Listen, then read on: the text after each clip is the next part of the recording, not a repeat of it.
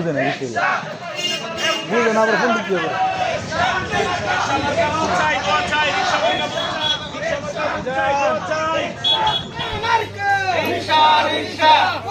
ইসলামের মার্কা রিকশা মার্কা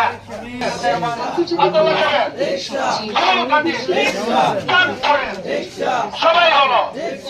আওয়াজ দিয়া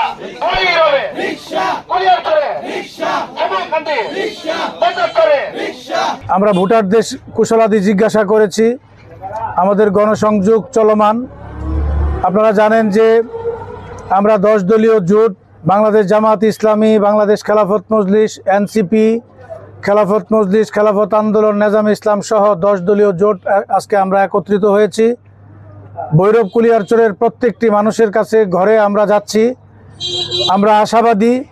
ভৈরব কুলিয়ারচরের মানুষ এই যারা বিগত সময়ে বিভিন্ন সময়ে দেশ পরিচালনা করেছে তাদেরকে আর বাংলাদেশের ক্ষমতায় দেখতে চায় না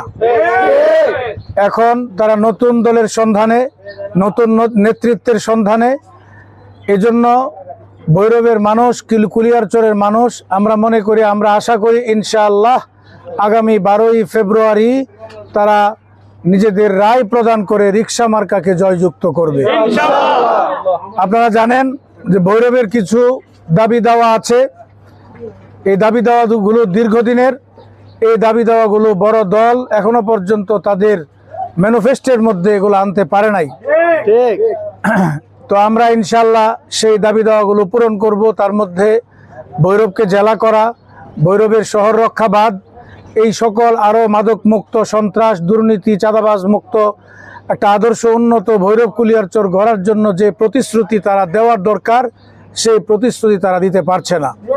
আপনারা জানেন যে আমরা যে এলাকায় এখানে আছি এটা শিমলকান্দি ভৈরবের পূর্বাঞ্চল এটা নদীমাতৃক এরিয়া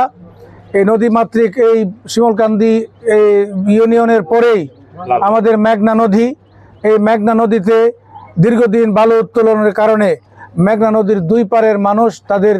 জীবন এবং তাদের সম্পদ আজকে ধ্বংসের দ্বার প্রান্তে এ কারণেও ভৈরবের মানুষ কুলিয়ারচরের মানুষ মনে করে যারা নদীকে নিয়ে রাজনীতি করে নিজেদের নদীর বালু উত্তোলন করে নিজেদের পকেটে টাকা ভরতে চায় সেই সমস্ত নেতৃত্বকে ভৈরবে আর দেখতে চায় না আপনারা জানেন এই যে আপনারাও এসেছেন সাংবাদিক ভাইয়েরা পূর্বাঞ্চলের রাস্তাঘাটের যে দুর্দশা এই রাস্তাঘাটের বরাদ্দ ঠিকই হয়েছে রাস্তাঘাটগুলো এখনো অনেক রাস্তায় ইটের সোলিং সেখানে কার্পেটিং নাই তো এই রাস্তাঘাটগুলোর বরাদ্দ ঠিকই সরকারিভাবে হয়েছে কিন্তু কাজ হয় নাই আর কাজ হলেও এখানকার রাজনৈতিক সিন্ডিকেট তারা খুবই নামমাত্র কাজ করেছে যে কারণে 1-2 মাসের মাথায় রাস্তার কার্পেটিংগুলো ভেঙে যায় আমরা যদি ক্ষমতায় আসতে পারি আমরা টেকসই অবকাঠামো তৈরি করব টেকসই রাস্তাঘাট তৈরি করব যেখানে যে ধরনের রাস্তা করা উচিত যেটা কার্পেটিং কিংবা কংক্রিট ঢালাই যার মাধ্যমে রাস্তা করলে উন্নত এবং টেকসই রাস্তা হবে আমরা ওগুলা করব এবং কৃষক এই যে আমাদের এই অঞ্চল হলো কৃষি নির্ভর তো কৃষকদের ন্যায্য মূল্য কৃষকরা পায় না কিন্তু ভোক্তারাও অধিক মূল্যে তাদের চাল ডাল কিনতে হয় আমরা মনে করি এখানকার একটা ভারসাম্য আনা উচিত আমরা এগুলো আনবো স্বাস্থ্য খাতেও পূর্বাঞ্চলে এই ভৈরব কুলিয়ারচরে স্বাস্থ্য খাতের অবস্থাও খুবই নাজুক স্বাস্থ্য কমপ্লেক্সে উন্নত চিকিৎসা নাই আমাদের ইচ্ছা হলো গ্রাম ভিত্তিক উন্নত ক্লিনিক করে সেখানে এই জন্য ইমার্জেন্সি চিকিৎসাগুলো হয়